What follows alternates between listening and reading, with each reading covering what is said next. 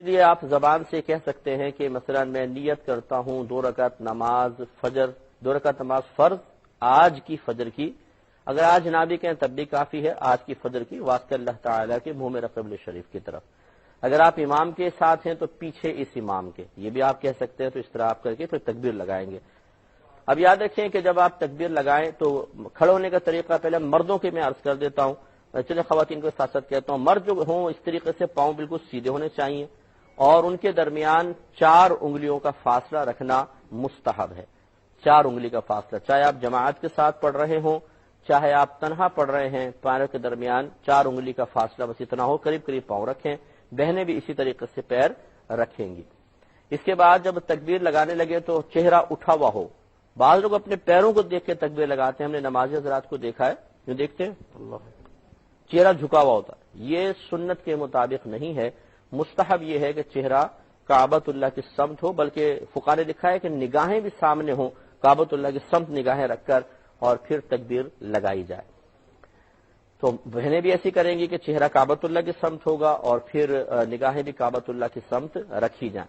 اس کے بعد ہاتھ اٹھانے کی باری آئے گی۔ ہمارے امام اعظم ابو حنیفہ رضی اللہ تعالی عنہ کے نزدیک مرد کے لیے سنت طریقہ یہ ہے کہ وہ اپنے ہاتھوں کو اتنا اونچا اٹھائے کہ اس کے کان، یہ جو انگوٹھے ہیں یہ کان کی لو کی سیدھ میں ہو جائیں۔ اس طرح کر لیں تب بھی ٹھیک ہے، لیکن لگا لینا یہ اور فقہاء نے فرمایا کہ اچھا ہے کہ لگا لیں کان تک اس طریقے سے، اور ہتھیلی بالکل سیدھی ہو کعبۃ اللہ کے سمت، انگلیاں نہ بالکل ملی ہوں نہ بہت زیادہ کھلی ہوں، اپنے نارمل حالت پہ چھوڑ دیں لیکن بند بھی نہ رکھیں۔ انگلیاں اور ہتھیلی کا اس وقت قبلہ کعبۃ اللہ ہی ہونا چاہیے، اور اس طرح کر کے پھر اللہ اکبر کہہ کر ہاتھ باندھیں گے، تکبیر لگائیں، اللہ اکبر کہہ کر متصلاً ہاتھ باندھ لیں۔ تو یہ تکبیر لگاتے ہی ہاتھ فوراً باندھ لینا سنت کریمہ ہے۔ بعض حضرات کو دیکھا ہے کہ وہ جو تکبیر لگاتے ہیں اللہ اکبر پھر ہاتھ چھوڑ دیتے ہیں، پھر ہاتھ باندھتے ہیں، بعض یوں کرتے ہیں اللہ اکبر پھر یوں کر کے کرتے ہیں۔ یہ مختلف طریقے بہرحال رائج ہیں مسجدوں میں، لیکن صحیح جو ہم نے آپ کو بتایا وہ یہی ہے کہ آپ تکبیر لگائیں اور اللہ اکبر کہتے ہوئے فوراً سیدھے ہاتھ باندھ لیں، نیچے چھوڑنے کی حاجت نہیں ہے، اور یہ تھوڑا سا ایک ورزشی انداز اختیار کرنے کی ضرورت نہیں ہے، بس اللہ اکبر کہا اور ہاتھ باندھ لیے۔ بہنیں جو ہیں وہ زیادہ اونچے ہاتھ نہیں اٹھائیں گی، مردوں کے لیے تو تھا سنت کہ وہ کندھے تک ہاتھ اٹھائیں، کان کی لو سے انگوٹھوں کے سرے لگا لیں تو بہتر ہے۔ بہنیں بس سینے تک ہاتھ اٹھائیں، بس اس طرح اللہ اکبر کہہ کے فوراً ہاتھ باندھ لیں، وہ اس سے اوپر نہیں کریں گی۔ اور خواتین کے لیے ایک روایت کے مطابق سینے کے اوپر ہاتھ رکھنا سنت ہے، اور ایک روایت کے مطابق سینے کے بالکل نیچے ہاتھ رکھنا سنت کریمہ ہے، یعنی جو تعلیم شرع ہے وہ یہی ہے۔ اور مرد کے لیے افضل یہی ہے کہ وہ ناف کے نیچے اپنے ہاتھ باندھے، اگرچہ سینے پر ہاتھ باندھنا بھی نبی کریم صلی اللہ علیہ وسلم سے ثابت ہے، لیکن حضرت عبداللہ بن مسعود رضی اللہ تعالی عنہ کی احادیث کریمہ میں نبی کریم صلی اللہ علیہ وسلم کی عمر مبارکہ کے آخری ایام کا جو عمل منقول ہے وہ یہی ہے کہ آپ ناف کے نیچے ہاتھ باندھتے تھے، اور ادب بھی اس میں آپ دیکھیں زیادہ نظر آتا ہے، سینے پہ ہاتھ باندھنے میں اور نیچے ہاتھ باندھنے میں فرق ہے۔ تو بہنیں تو وہی اپنا جو ہم نے بتایا کہ سینے پر سینے کے نیچے ہاتھ باندھے، اور مرد حضرات کے لیے احناف کے نزدیک سنت یہی ہے کہ وہ ناف کے نیچے ہاتھ باندھے ادب کے ساتھ۔ بہنیں جو ہیں وہ جب ہاتھ رکھیں گی تو وہ انگلیاں ملی ہونی چاہیے، اس طرح ہاتھ بس اس طرح رکھیں، یہ پکڑے نہیں، انگلیاں کھولے نہیں، بس اس طرح ہاتھ رکھیں اوپر یہ۔ لیکن مرد کے لیے سنت کریمہ یہ ہے، یعنی سنت مستحبہ یہ ہے کہ اس طرح رکھیں کہ یہ جو آپ کی ہتھیلی ہے یہ یہاں پر آئے، اس کے جوڑ کے اوپر یہ ہتھیلی آنی چاہیے، اور یہ جو چھوٹی انگلی ہے اور انگوٹھا اس کا کلائی پر یہ حلقہ بنائیں، اور 3 انگلیاں یہ اس کے اوپر آنی چاہیے۔ یہ طریقہ صحیح نہیں ہے، یہ طریقہ صحیح نہیں ہے، بلکہ اس طریقے سے کہ 3 انگلیاں اوپر ہوں اور انگوٹھے اور یہ چھوٹی انگلی اور انگوٹھے کا حلقہ بنا لیں اس طریقے سے یہ، اور پھر اس کے ناف کے نیچے رکھیں، اور پھر سر جھکا کر اس مقام کو دیکھیں کہ جہاں پر حالت سجدہ میں ہماری پیشانی زمین پر لگے گی، یہ سنت کریمہ ہے۔ تو ہم نے آپ کو پچھلی دفعہ بتایا تھا تکبیر سے لے کر ہاتھ باندھنے تک کا طریقہ عرض کیا تھا کہ آپ ہاتھ باندھ لیں، اس کے بعد پھر آپ ثنا پڑھیں گے، سبحانک اللہم وبحمدک وتبارک اسمک وتعالی جدک ولا الہ غیرک۔ یہ پڑھنے کے بعد اگر آپ امام ہیں تو پھر اعوذ باللہ من الشیطان الرجیم بسم اللہ الرحمن الرحیم کہ یہ دونوں اعوذ باللہ اور بسم اللہ یہ قراءت کے تابع ہیں، قراءت ہوگی تو یہ کرنا ہے، اگر قراءت نہیں ہے تو نہیں کرنا ہے۔ لہذا عند احناف کے نزدیک چونکہ مقتدی امام کے پیچھے قراءت نہیں کرے گا، تو جب قراءت نہیں تو جو اس کے تابع چیزیں ہیں وہ بھی نہیں، لہذا معلوم یہ ہوا کہ مقتدی صرف ثنا پڑھ کے خاموش ہو جائے گا، ایسا نہیں کہ وہ آگے اعوذ باللہ بھی پڑھے پھر بسم اللہ بھی پڑھے، یہ اس کے لیے خلاف سنت ہوگا۔ تو آپ کو میں نے بتایا کہ پہلے ثنا پڑھے گا، ہم امام مقتدی دونوں کو لے کے چلتے ہیں، جیسے امام ہے تو وہ ثنا پڑھیں گے اور پھر اعوذ باللہ بسم اللہ پڑھیں گے امام صاحب جو ہیں، کیونکہ میں نے آپ کو بتایا اعوذ باللہ اور بسم اللہ پڑھنا یہ قراءت کے تابع ہیں اور امام نے قراءت کرنی ہوتی ہے، اس لیے وہ دونوں چیزیں پڑھیں گے۔ لیکن مقتدی چونکہ امام کے پیچھے احناف کے نزدیک قراءت نہیں کرے گا، تو جب قراءت نہیں کرے گا تو جو چیز اس کے تابع ہے اسے بھی نہیں کرے گا، تو لہذا اعوذ باللہ اور بسم اللہ الرحمن الرحیم ہم نہیں پڑھیں گے۔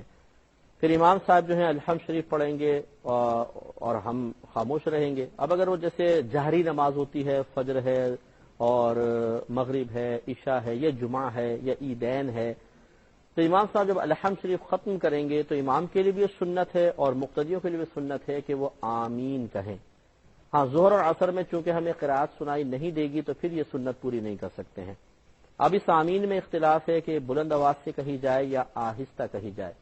امام شافعی رحمۃ اللہ علیہ کے دلائل یہ ہیں کہ بلند آواز سے کہی جائے، جیسے کہ حرمین میں بھی اگر آپ جائیں گے تو جب امام وَلَضَّالِّينَ کہتے ہیں تو سب زور سے کہتے ہیں آمین، لیکن ہمارے عند الاحناف آمین کا آہستہ کہنا ہی سنت مبارکہ ہے۔ اس کے دلائل بھی موجود ہیں، عقلی دلیلیں بھی ہیں، تو دلائل پہ ہم بعد میں گفتگو کر لیتے ہیں۔ پہلے میں تھوڑا سا اجمالی ہے کہ اس طرح طریقہ آپ کو عرض کر دیتا ہوں۔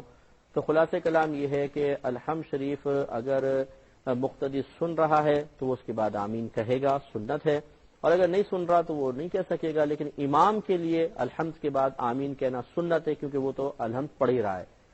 اس کے بعد پھر بسم اللہ الرحمن الرحیم پڑھنا امام کے لیے سنت ہے کیونکہ آگے سورت پڑھنی ہے، اور مقتدی چونکہ سورت نہیں پڑھے گا تو لہٰذا وہ اس کے تابع والی جو تابع چیزیں وہ بھی نہیں پڑھے گا، تو بسم اللہ الرحمن الرحیم نہیں پڑھیں گے۔ سورت پڑھنے کے بعد پھر امام صاحب اللہ اکبر کہتے ہوئے رکوع کریں گے، مقتدی بھی اللہ اکبر کہیں گے، یہ سنت کریمہ ہے۔ پھر رکوع کی تسبیحات امام صاحب بھی پڑھیں گے اور مقتدی بھی پڑھیں گے۔ کہ مرد کو چاہیے کہ جب وہ رکوع کرے تو پیر بالکل سیدھے ہونے چاہیے، ان میں اس طرح بینڈ نہ ہو، ہاتھ بالکل سیدھے ہوں، ان میں بھی کوئی اس طرح مڑے ہوئے نہ ہوں، کمر بالکل سیدھی ہو، سر بھی کمر کے سیدھ میں ہو، آگے سے جھکا ہوا نہ ہو، بالکل سیدھ میں ہونا چاہیے مرد کے لیے، اور دونوں ہاتھوں سے اپنے گھٹنوں کو اس طرح پکڑ لیں، یوں نہ ہو کہ اس طرح چاروں انگلیاں ایک طرف انگوٹھا ایک طرف، یہ غلط ہے، اور یہ اس طرح پنجوں کے اوپر انگلیاں ملا کے رکھ لی جائیں، گھٹنوں کے اوپر ملا کے رکھ لی جائیں، یہ بھی مرد کے لیے سنت نہیں ہے۔ مرد کے لیے سنت یہ ہے کہ وہ انگلیاں کو اچھی طرح پھیلائے اور اپنے گھٹنوں کو پکڑ لے، اور 3 بار کم از کم سبحان ربی العظیم آپ پڑھیں گے۔ اگر عظیم واو پڑھنے میں دقت ہوتی ہے تو سبحان ربی الکریم بھی آپ پڑھ سکتے ہیں، جس کو تجوید نہیں آتی تو بہتر یہ وہ کریم کے ساتھ پڑھ دے، سبحان ربی الکریم۔ جیسے عظیم ہے واو کو تھوڑا سا موٹا پڑھنا ہوتا ہے، 3 بار کم از کم ہے، 5 بار بھی پڑھ سکتے ہیں، 7 بار بھی آپ پڑھ سکتے ہیں۔ اور دوران رکوع ہماری نگاہ پاؤں کی پشت پر ہونی چاہیے، یہ سنت کریمہ، یا اپنے انگوٹھوں پہ رکھیں، یہاں سے نگاہ ہٹنے نہ دیں تو انشاءاللہ وسوسے نہیں آئیں گے۔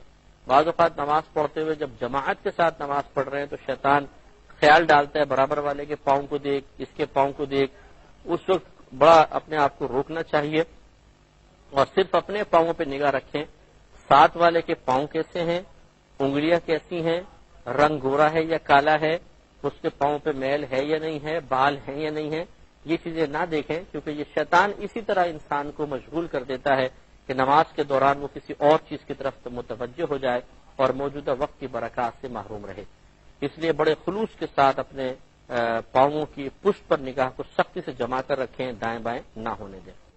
پھر امام کے لیے سنت ہے کہ وہ کہے سمع اللہ لمن حمدہ، اور مقتدی جو ہیں وہ اس کو نہیں کہیں گے سمع اللہ لمن حمدہ، بلکہ وہ کہیں گے ربنا لک الحمد یا پھر ربنا ولک الحمد، یہ بھی کہہ سکتے ہیں اللہم ربنا لک الحمد یا اللہم ربنا ولک الحمد۔ سب یہ چاروں طریقے سے جائز ہے. اور اس کے بعد پھر امام صاحب اللہ اکبر کہیں گے. جو سجدے میں جانے کے لیے تکبیر ہے مقتدی بھی یہ تکبیر لگائیں گے کہ ان کے لیے بھی سنت ہے. ہم لوگ سجدے تک پہنچ چکے تھے. رکوع کا پورا طریقہ میں نے آپ کو بتایا. سجدے میں جب انسان جائے تو اللہ اکبر کہتے ہوئے ہم سجدے میں جائیں گے. اور سجدے میں جانے کا سنت کے مطابق مردوں کے لیے طریقہ یہ ہے, مرد جو صحت مند بھی ہو, مریض اور عورت کا طریقہ تھوڑا سا جدا گانا ہے, میں عرض کرتا ہوں کہ جو صحت مند آدمی ہے اس کے لیے طریقہ کار یہ ہے کہ سب سے پہلے جب وہ سجدے میں جانے لگے تو اپنے دونوں ہاتھ گھٹنوں پہ رکھے اور آہستگی کے ساتھ گھٹنے دونوں پہلے زمین پر رکھے گا. لیکن ایسا نہیں ہے کہ زور سے دھماکے سے زمین پر رکھے, یہ خلاف سنت ہے. آرام سے زمین پر رکھیں. پہلے دونوں ہاتھ گھٹنے پہ رکھے, دونوں گھٹنے زمین پر, پھر دونوں ہاتھ زمین پر, اور اس کے بعد ناک, اس کے بعد پیشانی. تو سب سے پہلے گھٹنے آہستگی سے رکھیں گے, اس کے بعد دونوں ہاتھوں کی کیفیت سجدے کے اندر یہ ہوگی کہ تمام انگلیاں قبلہ رو ہوں اور ان کو اپنے حال پر چھوڑ دیں, نہ بہت ملائیں نہ بہت زیادہ کھولیں, اپنے حال پر جیسے عام نارمل حالت میں ایسے رکھیں. اس کے بعد ناک اور پھر پیشانی رکھیں گے. اور یہ ہاتھ اس طرح ہونے چاہیے کہ ان کے انگوٹھے کا جو سرا ہے سمجھ لیجئے یہ کان کی لو کی سیدھ میں زمین پر ہو, اور ناک کی خالی نوک نہ لگے بلکہ ناک کی جو یہ سخت ہڈی ہوتی ہے یہ تھوڑی زمین پر لگنی چاہیے, لیکن صرف لگنی چاہیے. یہ نہیں کہ اس کو اتنے زور زور سے دبائیں کہ ناک ہی ٹیڑھی ہو جائے, یا یہ سامنے کی ہڈی جو ہے وہ اتنے زیادہ دبائیں کہ چپٹی ہو جائے بالکل. تو یہ مبالغہ آرائی بھی بعض اوقات مسائل نہ سمجھنے کی بنا پر ہوتی ہے. اور اس کے بعد پھر پیشانی زمین پر رکھیں گے. پیروں کی کیفیت یہ ہوگی, نبی کریم صلی اللہ علیہ وسلم کے بارے میں مسلم شریف میں واضح طور پہ موجود ہے کہ جب آپ سجدہ فرمایا کرتے تھے تو آپ کے 10 انگلیوں کا رخ قبلے کی طرف ہو جایا کرتا تھا. یعنی پیروں کی 10 انگلیوں کو آپ موڑ کر قبلہ رو کر دیا کرتے تھے. اس لیے یہی طریقہ سب سے بہتر ہے. اور چونکہ یہ نبی کریم صلی اللہ علیہ وسلم کا ایک دائمی طریقہ ثابت ہوا, لہذا علماء کرام نے بیان فرمایا کہ جیسے یہ انگلی ہے, مثلا یہ پاؤں کی انگلی ہے, اس کے نیچے جتنا حصہ اس کو پیٹ کہتے ہیں, پیٹ, انگلی کا پیٹ. تو چونکہ نبی کریم صلی اللہ علیہ وسلم کی 10 انگلیاں مڑ کر قبلہ رو ہو جایا کرتی تھیں اور یہ اکثر آپ کا عمل ثابت ہوا, تو اس کو پھر فقہائے کرام نے بڑی اہمیت دی ہے کہ اس کا مطلب یہ ہوا کہ یہ کوئی معمولی چیز نہیں ہے. پاؤں کی انگلیوں کا زمین پر لگنا بھی ایک بہت ہی اہم شے ہے. اسی وجہ سے نبی کریم صلی اللہ علیہ وسلم نے اس کا اہتمام فرمایا. لہذا پھر فقہا نے جب تمام جزیات کا مطالعہ کیا تو نتیجہ نکالا کہ 10 انگلیوں میں سے کم از کم ایک انگلی کا پیٹ زمین پر لگنا فرض ہے. ہم پیر کی بات کر رہے ہیں, ہاتھوں کے نہیں. ایک انگلی کا پیٹ زمین پہ لگنا فرض, دونوں پیروں کی 3 انگلیوں کا پیٹ زمین پہ لگنا واجب, اور 10 کی 10 انگلیوں کا پیٹ زمین پہ لگ جانا سنت کریمہ ہے. لہذا معلوم ہوا کہ جو حضرات اپنے پنجے مکمل طور پہ موڑ سکتے ہیں ان کے لیے سنت یہی ہے کہ رکھ کر اور اچھی طریقے سے ان کو دبائیں تاکہ 10 کی 10 انگلیاں پنجے مڑ کر کعبۃ اللہ کی سمت انگلیوں کا رخ ہو جائے. لیکن جو کمزور ہے, جو بوڑھے حضرات ہیں, یا بہت ہی بھاری بدن ہے کسی کا, مکمل طور پہ انگلیاں نہیں مڑتی, پیر موٹا ہے, تو پھر وہ جتنا ہو سکے اتنا کر لیں, بس جتنا ہو سکے. لیکن یہ نہیں کرنا چاہیے کہ بعض لوگ آپ دیکھیں گے کہ سجدے میں جاتے ہیں دونوں پیر پیچھے سے اٹھا لیتے ہیں. یاد رکھیں کہ جس نے دونوں پیر اٹھا کے رکھے سجدے میں اس کا تو سجدہ ہوگا ہی نہیں. جب سجدہ نہیں ہوگا تو نماز بھی نہیں ہوگی. اسی طرح بعض صرف انگلیوں کے سرے رکھتے ہیں, یوں اس طرح سرے, صرف انگلیوں کے سرے, ہلکا سا یوں انگوٹھا رکھا ہوتا ہے, باقی انگلیاں یوں ٹیڑھی میڑھی ہوتی ہیں, صرف انگوٹھا رکھا ہوا ہے. یہ بھی طریقہ بالکل غلط ہے. کوشش یہی کریں کہ آپ رکھ کر تھوڑا سا اس کو دبائیں جہاں تک ہو سکتا ہے, آسانی کے ساتھ, زبردستی کی ضرورت بھی نہیں ہے, لیکن جہاں تک ہو سکے بالکل دبا کر پڑھے تاکہ فرض واجب شرط وغیرہ پوری ہو. تو آپ کی خدمت میں عرض کر رہے تھے کہ جب انسان سجدے میں جائے تو اسے کوشش یہ کرنی چاہیے کہ اپنے پیروں کی 10 انگلیوں کو موڑ کر ان تمام کا رخ قبلے کی سمت کر دے. اگر 10 انگلیاں نہیں مڑ سکتی, جتنا حد تک وہ پاؤں کو دبا سکتا ہے دبائے. ہاں جو مجبور ہے وہ معذور ہے, تو شریعت نے اس کو پھر رعایت دی ہے. اگر کوئی ایسے ہیں کہ بہت ہی بھاری بدن ہے, پاؤں پنجے مڑتے ہی نہیں ہیں, اس میں پھر اگر سیدھی بھی انگلی کھڑی کریں گے تو انشاءاللہ ان کا سجدہ ہو جائے گا, اللہ تعالیٰ قبول فرمائے گا. لیکن یہ جو حضرات کرتے ہیں کہ پاؤں دونوں کے دونوں اٹھا لیتے ہیں, یہ بالکل غلط ہے. اس طریقے سے نہیں کرنا چاہیے. تو یہ اچھا, اب سجدے میں ہونا ہی چاہیے کہ آپ نے سب سے پہلے ہم صحت مند اور مرد کے بارے میں عرض کر رہے ہیں کہ پہلے دونوں گھٹنوں پہ ہاتھ رکھیں، پھر نرمی سے دونوں گھٹنے زمین پر، پھر دونوں ہاتھ، پھر ناک، پھر پیشانی، اور پیروں کی 10 انگلیوں کو موڑ کر قبلہ رو کر لیا جائے۔ اور مرد کے لیے سنت مبارکہ یہ ہے کہ اس کی پنڈلیاں زمین سے تھوڑی اونچی ہوں اور رانے پنڈلیوں سے جدا ہوں، پیٹ رانوں سے جدا ہو، اور یہ بازو جو ہیں یہ تھوڑا سا پھیل کے وہ سجدہ کرے، لیکن ایسا بھی نہ کرے جماعت کے اندر کہ یہ پھیلایا، ایک آدمی ادھر گیا بیچارہ ادھر گیا، یہ غلط طریقہ ہے۔ تو پھر آدمی سمٹ بھی سکتا ہے کیونکہ پڑوسی کا بھی لحاظ کرنا ہوتا ہے، لیکن جب تنہا نماز پڑھ رہے ہوتے ہیں تو پھر اچھی طریقے سے پھیل کر سجدہ کرنا مرد کے لیے سنت کریمہ ہے۔ اور حالت سجدہ میں انسان کی نگاہ ناک کی نوک پر ہونی چاہیے، یہ مستحب ہے۔ اس پہ انشاءاللہ اس کی وجہ سے وسوسے کم سے کم آئیں گے، جیسے کہ میں نے آپ کی خدمت میں وضاحت عرض کی تھی۔ تو یہ مرد کے لیے سجدہ کرنے کا طریقہ ہوتا ہے۔ اب جو بیچارے کمزور حضرات ہیں یا بوڑھے حضرات ہوتے ہیں یا خواتین ہیں، اگر یہ اس طرح کریں کہ سجدے میں جاتے ہوئے پہلے دونوں ہاتھ زمین پر رکھ لیں پھر گھٹنے رکھیں تو اس کی بھی گنجائش نکل سکتی ہے، اس میں کوئی حرج نہیں ہے۔ اور خواتین کے لیے سنت مبارک یعنی مستحب طریقہ یہی ہے کہ یہ سمٹ کے سجدہ کریں۔ اچھا، مرد کے لیے ایک بات مزید رہ گئی تھی کہ کلائی جو ہے یہ زمین پر بچھی ہوئی نہ ہو۔ نبی کریم صلی اللہ علیہ وسلم نے منع فرمایا کہ اس طرح سجدہ نہ کرو کہ تمہاری کلائی یوں بچھی ہو جیسا کتا اپنی کلائی بچھا لیتا ہے۔ تو آپ نے دیکھا ہوگا کتا کبھی بیٹھتا ہے تو پوری کلائی بچھا کے بیٹھتا ہے وہ دونوں ہاتھوں کی، تو نبی کریم صلی اللہ علیہ وسلم نے اس سے منع فرمایا۔ تو لہٰذا صرف پنجہ لگے زمین پر اور اس کے بعد یہ ہاتھ اٹھا ہوا ہونا چاہیے۔ لیکن بہنوں کے لیے سمٹ کے سجدہ کرنا یہی مستحب ہے۔ جیسے تو دیکھیں نبی کریم صلی اللہ علیہ وسلم نے جو طریقہ بیان فرمایا وہ مرد عورت دونوں کے لیے، اس کو کوئی انکار نہیں کر سکتا ہے، لیکن یہ طریقہ زیادہ سے زیادہ سنت ہے، پھیل کے سجدہ کرنا زیادہ سے زیادہ سنت ہے۔ جبکہ عورت کے بارے میں اس کے ستر کی حفاظت، اس کے پردے کا معاملہ، اس پہ اتنی سخت وعیدات ہیں اور اتنا سخت شریعت کی طرف سے مطالبہ ہے کہ وہ قریبہ واجب ہے، اور واجب کو پورا کرنا، فرض کو پورا کرنا سنت کی رعایت سے بہتر ہوتا ہے۔ اس لیے فقہائے کرام نے اور کئی صحابیات کے عمل بھی ثابت ہیں، مصنف ابن ابی شیبہ آپ کتاب اٹھا کے پڑھیں کہ سمٹ کے سجدہ کرنے کا بالکل حکم بھی ہے، اور خواتین سے ثابت ہے صحابیات سے کہ وہ سمٹ کے سجدہ کیا کرتی تھی۔ تو لہٰذا پھر عورتوں کے لیے حکم یہی ہے کہ وہ سمٹ کے سجدہ کریں، بہت پھیل کے مردوں کی طرح سجدہ نہ کریں۔ اس میں آپ کی خدمت میں سجدے کے بارے میں عرض کر رہے تھے کہ اگر خواتین سجدہ کریں تو یہاں دو چیزیں ہیں۔ اگر وہ مردوں کی طرح سجدہ کرتی ہیں تو زیادہ سے زیادہ سنت کی ادائیگی ہے، اس کو سب سنتی مانتے ہیں، کوئی فرض یا واجب نہیں کہتا کہ مردوں کی طرح پھیل کے سجدہ کرنا کوئی فرض ہے، واجب ہے، زیادہ سے زیادہ سنت ہے۔ اور عورت کا پردہ کرنا، عورت کے لیے ستر کی حفاظت، اور اس کے علاوہ اور بہت ساری ایسی چیزیں جن میں عورت کی کوئی بے پردگی کا معاملہ ہو، ان چیزوں سے بچنا عورت کے لیے فرض یا واجب کا سا درجہ رکھتا ہے، اور بہت زیادہ اس پہ شدت بھی کی گئی ہے، شریعت کی طرف سے وعیدات بھی بیان کی گئی ہیں۔ لہٰذا جب بعض صحابیات کا ایسا عمل بھی ثابت ہے، جیسے میں نے آپ کو کتاب کا حوالہ دیا کہ مصنف ابن ابی شیبہ میں آپ دیکھیں، اور یہ بڑے پائے کے عالم ہیں، بہت بڑے محدث ہیں، اور امام بخاری رحمۃ اللہ علیہ کے اساتذہ میں ان کا شمار ہوتا ہے۔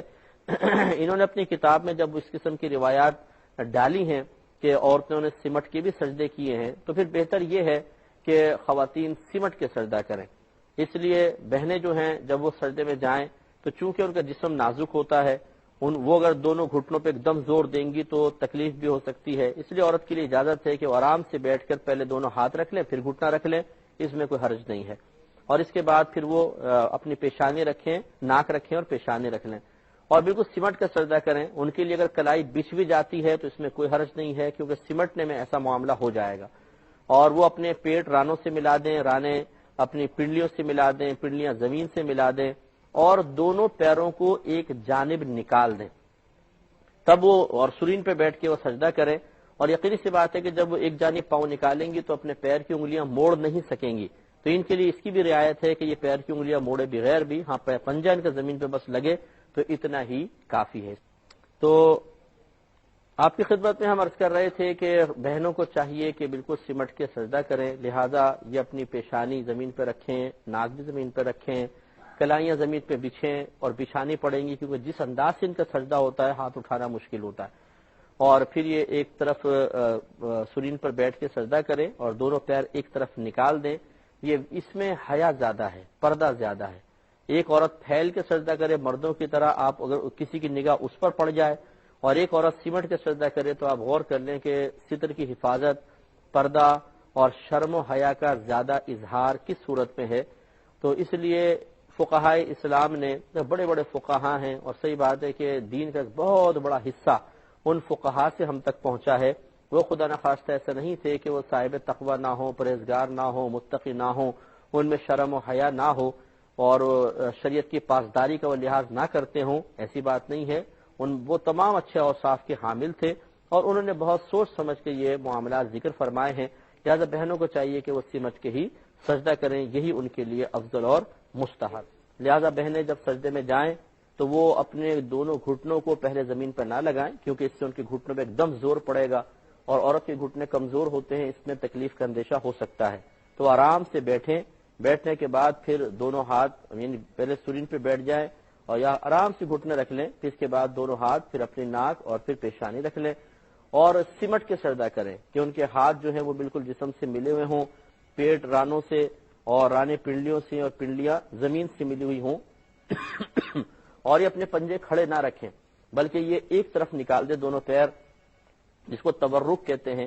تو اس سے زیادہ ستر کی حفاظت ہوگی. اور یقینی سی بات ہے جب ایک طرف پاؤں نکال کر وہ سجدہ کر رہی ہوں گی تو پھر انگلیوں کے پیٹ وغیرہ کا معاملہ ان کے ساتھ نہیں ہو سکتا ہے. ایسی مرد حضرات کے لیے حکم یہ ہے کہ جب وہ سجدے میں ہوں تو اپنی کلائیاں زمین پر نہ بچھائیں. لیکن بہنیں جب اس طرح سمٹ کے سجدہ کریں گی تو ہاتھ اٹھ نہیں سکتے ہیں، جس کا مطلب ہے کہ کلائیاں اگر بچھی بھی رہ گئی تو انشاءاللہ اس میں کوئی پرابلم نہیں ہے، کیونکہ عورت کی ستر کی حفاظت اس سنت کی ادائیگی سے کہیں زیادہ افضل اور اولا ہے. اور وہ بھی کوئی انسان اس کا انتخاب نہیں کر رہے، اللہ تبارک و تعالی اور اس کے رسول کریم صلی اللہ علیہ وسلم کے کثیر مقامات پر واضح اشارے، صریح اشارے اس چیز کی دعوت دے رہے ہیں کہ اس طریقے سے معاملہ کیا جائے. پہلا سجدہ کرنے کے بعد پھر اللہ اکبر کہتے ہوئے بیٹھیں گے. دو سجدوں کے درمیان بیٹھنا جلسہ کہلاتا ہے، اور یہ کم از کم ایک بار سبحان اللہ کہنے کی مقدار ہونا چاہیے. تو اللہ اکبر کہتے ہوئے سیدھے بیٹھے، تھوڑی دیر ٹھہرے، پھر اللہ اکبر کہتے ہوئے اگلے سجدے میں چلے جائیں اور اسی طرح سجدہ کر لیں. اب اس کے بعد پھر اللہ اکبر کہتے ہوئے دوسری رکعت کے لیے اٹھنا ہوگا. تو میں آپ کی خدمت میں عرض کر رہا تھا کہ پہلا سجدہ مکمل کیا، اب اللہ اکبر کہتے ہوئے اگلی رکعت کے لیے اٹھنا ہے. مرد حضرات جو صحت مند جیسے ہم نے عرض کیا تھا ان کے لیے طریقہ یہی ہے کہ پہلے وہ پیشانی اٹھائیں، پھر ناک، اس کے بعد دونوں ہاتھ اٹھا کر انہیں گھٹنوں پہ رکھ دیں، اور پھر گھٹنے اٹھائیں اور پنجوں کے بل کھڑا ہونا سنت کریمہ ہے. پنجوں کے بل یعنی ایڑی وغیرہ نہ لگے، صرف پنجوں پہ انسان کھڑا ہو، یہ سنت مبارکہ ہے. تو پہلے پیشانی اٹھائیں، پھر ناک اٹھائیں، پھر دونوں ہاتھ اٹھا کر انہیں دونوں گھٹنوں پہ رکھ دیں، پھر دونوں گھٹنے اٹھائیں اور پنجوں کے بل کھڑے ہو جائیں. جس کو یہ عادت نہیں ہوتی پہلے پہل، وہ کبھی کبھار آگے وہ گر جاتا ہے، جھٹکا کھاتا ہے، اس کو پریشانی ہوتی ہے. تو آہستہ عادت بن جائے گی. گھر میں جب آپ نمازیں پڑھیں یا سنت وغیرہ پڑھیں تو تھوڑا سا پریکٹس کرتے رہیں تو انشاءاللہ پنجوں پر کھڑے ہونے کی سنت مبارکہ کا بھی ثواب حاصل ہو جائے گا. اور یہ یاد رکھیں کہ جب انسان کھڑا ہوتا ہے اس میں اللہ اکبر کہتے ہوئے آپ کھڑے ہوئے اور اس کے بعد پھر آپ اگلے رکعت کے لیے آ جائیں گے. لیکن اگر کوئی بیمار ہے یا خواتین ہیں جیسے، تو وہ اتنی ترتیب تو رکھیں کہ پہلے اپنی پیشانی اٹھائی، پھر ناک اٹھائیں، اس کے بعد پھر وہ ہاتھ اٹھا کے گھٹنوں پہ نہ رکھیں بلکہ ہاتھ زمین پہ رہنے دیں اور گھٹنے اٹھا لیں، اور پھر ہاتھوں کے بل مطلب اٹھیں. جسے بعد وقت چھوٹے بچے اس طرح ہاتھ رکھ کے گھٹنے ہٹا لیتے ہیں، اس میں یہ ہے کہ ہاتھوں پہ ذرا طاقت آ جاتی ہے، گھٹنے بعد وقت کمزور ہوتے ہیں، وزن برداشت نہیں کر رہے ہوتے، تو اس طریقے سے اٹھ سکتے ہیں. تو خلاصہ کلام یہ ہے کہ سنت طریقہ وہی ہے جو پہلے عرض کیا، لیکن اگر کسی کے ساتھ کوئی صحیح عذر ہے تو وہ اس طریقے کو تھوڑا بہت اپنے ضرورت کے مطابق بدل سکتا ہے، اس میں ترمیم کر سکتا ہے. اور اللہ تبارک و تعالیٰ کی ذات بڑی رحیم و کریم ہے، وہ لوگوں کے اعذار قبول فرمانے والا ہے. کھڑے ہو گئے، اگلی رکعت پڑھیں، اسی ترتیب کے ساتھ پھر آپ نے رکوع کیا، پھر سجدہ کیا. اب اس کے بعد تشہد میں بیٹھنا ہے. اس کا طریقہ یہ ہوتا ہے کہ جب مرد حضرات کے بارے میں عرض کر رہا ہوں کہ جب وہ تشہد میں بیٹھیں تو الٹا پیر بچھا کے الٹے پیر کے اوپر بیٹھ جائیں اور سیدھا جو پنجہ ہے وہ کھڑا رکھیں اور اس کی تمام انگلیاں مڑ کر کعبۃ اللہ کی سمت ہو جائیں. یہ سنت کریمہ ہے. اور اپنے دونوں ہاتھوں کو اس طرح رکھیں جیسے گھٹنے ہیں، یہ گھٹنے ہوتے ہیں جیسے، تو اس کے کنارے کے اوپر دونوں یعنی انگلیوں کا سرا ہے، یوں بالکل نیچے نہ لے جائیں، بہت ہی پیچھے نہ رکھیں، مستحب ہے کہ گھٹنوں کے کنارے پر دونوں اپنے ہاتھ ہوں، انگلیاں اپنی حالت پہ چھوڑ دیں، نہ بہت ملائیے نہ بہت زیادہ کھولیں، اور اس طریقے سے آپ سیدھے بیٹھ کر، اور کمر بالکل سیدھی ہونی چاہیے، اور نگاہ گود پر رکھیں، یہ سنت کریمہ ہے۔ اس کے بعد پھر التحیات پڑھیں گے، پھر درود ابراہیمی پڑھیں گے، پھر دعا پڑھیں گے، اور پھر سلام پھیریں گے۔ تو جب تک اب تشہد جب پڑھ رہے ہوتے ہیں تو پھر ہم انگلی اٹھاتے ہیں تو اشہد اللہ پہ انگلی اٹھائیں گے اور الا اللہ پہ گرائیں گے۔ اس کے ہاتھ باندھنے کا طریقہ یہ ہوتا ہے کہ جو آخری کی 2 انگلیاں ہیں اسے آپ ہتھیلی سے ملا لیں اس طریقے سے، اور یہ انگوٹھا اور 20 کی انگلی اس کا ایک حلقہ بنا لیں، اور پھر یہ اللہ اکبر اشہد اللہ الہ پہ انگلی اٹھائیے اور الا اللہ پہ گرائیں۔ اور مستحب اور سنت یہ ہے کہ فوراً پھر ہاتھ کو کھول دیا جائے، مٹھی بند نہ رکھی جائے۔ بعض اس طرح انگلی کر کے رکھتے ہیں بس ایسے، تو یہ مستحب نہیں ہے، مستحب ہے کہ انگلیاں پھر قبلہ روح ہو جائیں، یہ سنت کریمہ۔ اور یہ انگلی اٹھانا یہ بھی مطلب نبی کریم صلی اللہ علیہ وسلم سے ثابت ہے، اور آپ یہ فرماتے ہیں کہ جب یہ آدمی تشہد میں شہادت کے وقت انگلی اٹھاتا ہے تو یہ شیطان کے لیے ایک نیزے کی طرح ہے کہ اس کو اس سے بڑی شدید قسم کی تکلیف ہوتی ہے۔ لیکن یوں نہیں کرنا چاہیے، بعد اٹھا کے یوں ہلاتے رہتے انگلی، یہ صحیح نہیں ہے۔ بس آپ نے ایک دفعہ اٹھائی اشہد اللہ الہ پہ اٹھائیں، الا اللہ پہ گرائیں اور ہاتھ کو کھول دیں، یہی سنت مبارکہ ہے، مستحب طریقہ یہی ہے۔ جب سلام پھیریں تو بہنیں کس طرح بیٹھیں گی، یا کوئی جو بیچارہ معذور ہے، کمزور آدمی ہے تو بہنیں تورک کریں۔ تورک کا مطلب ہوتا ہے کہ اپنے لیفٹ پہلو پر ٹیک لگانا اور دونوں پیر ایک طرف نکال دینا۔ تو بہنیں دونوں پیر ایک طرف نکال کر بیٹھے، ویسے ہی گھٹنا موڑ کر دونوں پیر ایک طرف نکالیں اور اپنے دونوں ہاتھ اپنے گھٹنوں پہ رکھیں، اور زیادہ آگے نہ کریں بلکہ ملا کر سمٹ کے کریں، اور اسی طریقے سے پھر یہ بھی تشہد وغیرہ پڑھیں۔ آخر میں جب سلام پھیرنا ہوتا ہے تو السلام علیکم ورحمۃ اللہ کہیں گے، اور سیدھی جانب کندھے کو دیکھنا سنت کریمہ ہے، اور اسی طرح الٹی جانب بھی۔ جب آپ جماعت میں نماز پڑھ رہے ہیں، اگر آپ امام کے پیچھے ہیں تو امام کو بھی سلام کرنے کی نیت کر لیں، سیدھے ہاتھ پہ جو نمازی ہیں ان کو بھی، جو جنات ہیں فرشتے ہیں جو ہمیں نظر نہیں آ رہے ان کو بھی سلام کرنے کی نیت کر لیں۔ اسی طرح الٹی طرف بھی کی جاتی ہے۔ اب سنت یہ ہے کہ اپنے سیدھے کندھے پہ نگاہ ہو، سلام پھیرتے ہوئے سیدھے کندھے پہ نگاہ ہو۔ بعض ہمارے بھائی پوری صف کو دیکھتے ہیں، وہ آگے نکل جائیں گے، ادھر کو دیکھیں گے ادھر کو دیکھیں گے، تو اتنے آگے نکلنے کی حاجت نہیں ہے، اور تو سنت کے مطابق بس اپنے کندھوں کو دیکھیں، سنت انشاءاللہ ادا ہو جائے۔